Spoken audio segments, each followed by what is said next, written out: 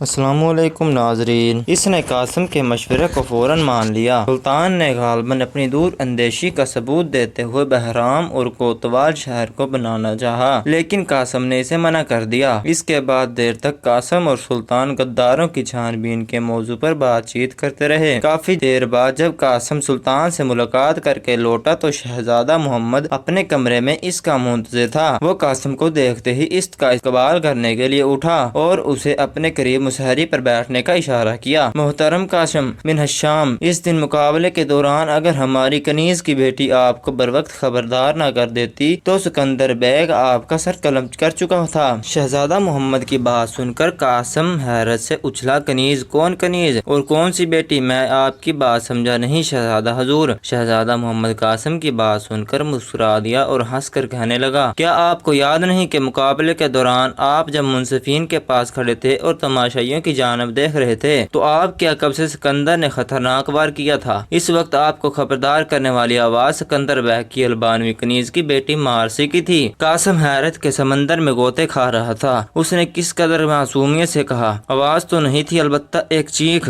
سی میں نے سنی تھی، لیکن مجھے یہ اندازہ نہ ہو سکا کہ وہ چیخ کس طرف سے بلند ہوئی۔ شہزادہ محمد اب مزے لے لے کر مسکرا رہا تھا۔ اس نے پھر کہا، جی ہاں جناب، وہ چیخ مارسی کی تھی۔ خیر چھوڑیے، ہم بھی ملتے ہی کہاں گفتگو لے بیٹھے ہیں۔ سنا ہے کہ آپ کو شاہی سراغ رساں مقرر کیا گیا ہے۔ براہ کرم ہمارے لیے بھی ایک دو سراغ ضرور ڈھونڈیے گا۔ شہزادہ محمد نے ذو معنی جملہ کہا اور دونوں ہنس دیے، لیکن قاسم کا ذہن متواتر اس چیخ پر لگا ہوا تھا۔ وہ ابھی تک سوچ رہا تھا کہ اس لڑکی نے انتہائی نازک وقت میں اس کی جان بچا کر اس پر احسان کر دیا ہے۔ وہ سوچ رہا تھا کہ اسے البانوی کنیز کی بیٹی سے مل کر اس کا شکریہ ادا کرنا چاہیے۔ من کسی خیال کے تحت قاسم نے شہزادہ محمد سے کہہ دیا، شہزادہ حضور، حق تو یہ ہے کہ میں اس لڑکی کا شکریہ ادا کروں، لیکن اسے کہاں ڈھونڈوں؟ قاسم کے ذہن میں کچھ اور ہی خیالات گردش کر رہے تھے۔ غالباً اس کے اندر کا سراغ رساں حرکت میں آ چکا تھا، ورنہ اس طرح پہلی ملاقات میں شہزادہ محمد کے ساتھ یہ یوں بے تکلف ہونے کی کوشش نہ کرتا۔ شہزادہ محمد نے قاسم کی بات سنی تو اس کا قہقہ نکل گیا، کہیں ہمارے سراغ رساں صاحب غائبانہ عشق تو نہیں فرمانے لگے؟ نوعمر شہزادے نے اپنے سوال قائم کرتے ہوئے کہا، نہیں شہزادہ حضور، ایسی بات نہیں، میں تو بس ویسے ہی بے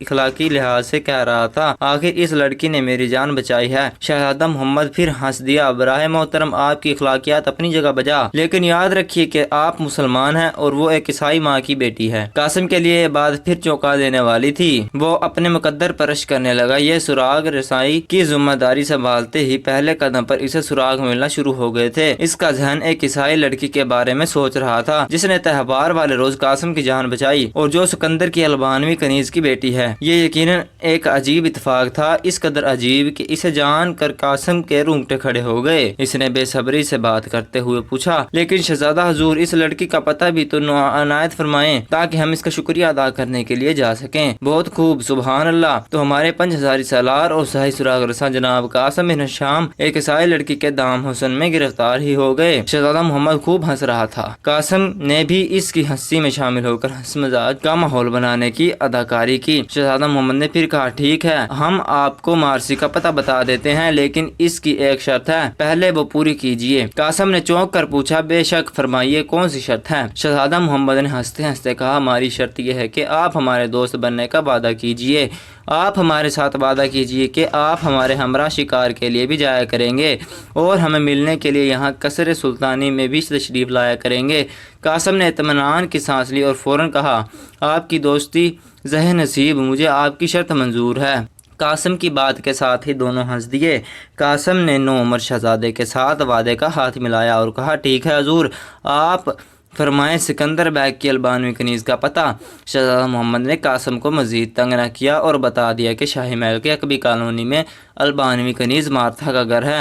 اب قاسم کے لیے شہزادہ کے پاس مزید رکنا ممکن نہ تھا، اسے اپنے مشن کا پہلا سراغ مل چکا تھا۔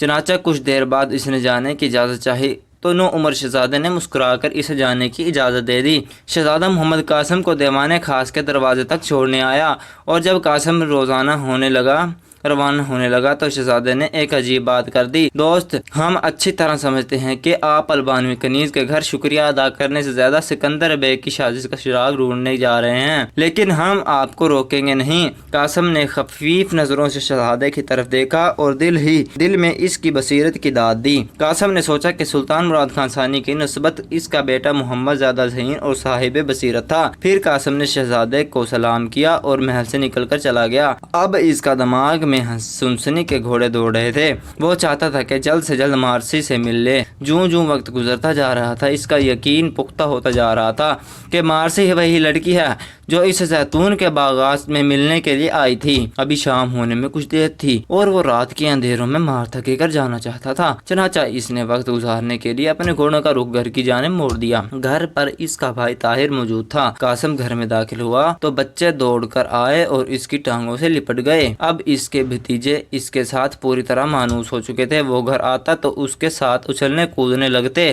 اس کے والدین بھی ادرنا کی زندگی میں مطمئن تھے کیونکہ وہاں اپنے دونوں بیٹوں، بہو اور پوتوں کے ساتھ تھے۔ قاسم کی ماں زیادہ بوڑھی نہ تھی، وہ ایک دیندار عورت تھی۔ یہی وجہ تھی کہ اس کے دونوں بیٹے مذہبی خیالات کے مالک تھے۔ قاسم اپنے کمرے میں بچوں کے ساتھ کھیلنے میں مصروف تھا کہ طاہر داخل ہوا۔ سنا ہے آج سلطان نے بلوایا تھا تمہیں، آپ کو کیسے معلوم ہوا؟ میں تو کسی کا ذکر نہیں کیا، قاسم نے کسی قدر حیرت سے کہا۔ مجھے تمہارے دوست 10,000 سالار آغا حسن نے بتایا ہے، طاہر نے مسکراتے ہوئے جواب دیا اور قاسم نے قریب ہی فرش پر بیٹھ گیا۔ جی ہاں سلطان بیگ، وقت 2 لشکر روانہ کر رہا ہے، ایک ہناڈے کے مقابلے میں یورپ کی جانب اور دوسرا کونیا کی بغاوت فروغ کرنے کے لیے۔ قاسم نے بتایا تمہیں کون سے لشکر میں شامل کیا گیا ہے؟ مجھے سلطان کا حکم دیا ہے کہ یہیں رہ کر کیسر کے جاسوسوں کا کھوج لگاؤں، اس نے مجھے شاہی رشاگ رساں مقرر کیا ہے، قاسم نے کسی قدر جھجکتے ہوئے بتایا۔ یہ کیا بات ہوئی شاہی سراغ رساں، کیا تم اب 5,000 سالار نہیں رہے؟ طاہر نے حیرت سے پوچھا۔ قاسم بولا نہیں ایسی بات نہیں، دراصل میں نے خود سلطان کو بتا دیا کہ ادرنا میں کیسر کے جاسوس موجود ہیں۔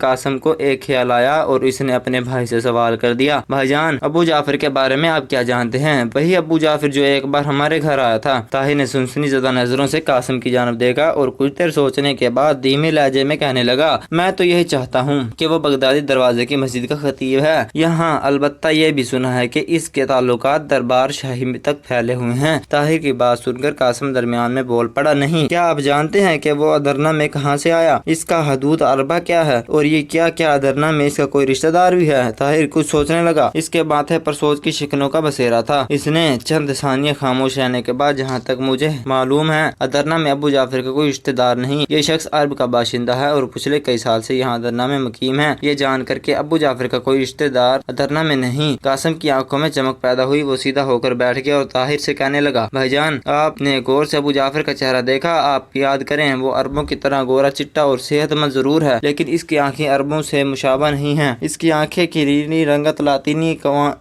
اقوام جیسی ہے۔ قاسم کی بات سن کر طاہر ہنس دیا، ارے بھائی تم سچ مچ جاسوس بن گئے ہو اور اتنی دور دور کی کوڑیاں لانے لگے، ہمیں وہم ہو رہا ہے ابو جعفر یہاں 20 سال سے مقیم ہے، آج تک تو کسی نے اس پر شک نہیں کیا، اب تم ہو کہ اسے عرب ماننے کے لیے بھی تیار نہیں ہو، حالانکہ وہ عمدہ لہجے میں عربی بولتا ہے۔ قاسم نے بھائی کی بات سنی لیکن خاموش رہا، اس کا دماغ کہیں اور تھا۔ قاسم کو کھلاؤں میں گھورتا دیکھ کر طاہر بولا، اچھا چھوڑو یہ سراغ رسانی، چل کر کھانا کھاتے ہیں۔ قاسم دسترخوان پر بھی خاموش رہا۔ جب سے سلطان نے اسے سراغ رسائی کی ذمہ داری سونپی تھی اس کا دماغ فعال ہو گیا تھا۔ اس وقت وہ کیسر قسطنطنیہ اور ابو جعفر کے بارے میں سوچ رہا تھا۔ اسے محسوس ہوا کہ جو ذمہ داری اسے سونپی گئی ہے اس کی بجا آواری کے لیے ضرور ہے کہ کسی کیسر قسطنطنیہ کی ریشہ دانیوں کے متعلق پوری معلومات ہو۔ اس خیال کے تحت اس نے طاہر سے سوال کیا، بھائی جان قسطنطین کے بارے میں مشورہ ہے کہ وہ جنگ سے زیادہ سازش کے ذریعے اپنے دشمنوں کو مات کرتا ہے، کیا یہ سچ ہے؟ طاہر نے قاسم کی بات دلچسپی سے سنی اور کہا، یہ سچ ہے، کیسر زیر زمین سرگرمیوں میں مہارت رکھتا ہے۔ ہمارے سلطان کے دادا سلطان بایزید یلدرم کا مشہور ایشیائی فاتح امیر تیمور کے مابین اسلامی تاریخ کی رسوا کن لڑائی فی الحقیقت کیسر کی خفیہ سرگرمیوں کی وجہ سے ہوئی تھی۔ میں نے تربیت گاہ کی لائبریری میں اس مکتوب کی نقل دیکھی جو کیسر نے بایزید یلدرم کے خلاف امیر تیمور کو لکھا تھا۔ اس نے لکھا تھا، میری سلطنت بہت پرانی ہے، ان حضرت صلی اللہ علیہ وآلہ وسلم کے خلفائے راشدین کے زمانے میں بھی قسطنطنیہ کے اندر ہماری سلطنت موجود تھی، اس کے بعد بنو امیہ اور بنو عباس کے زمانے بھی خلفاء سے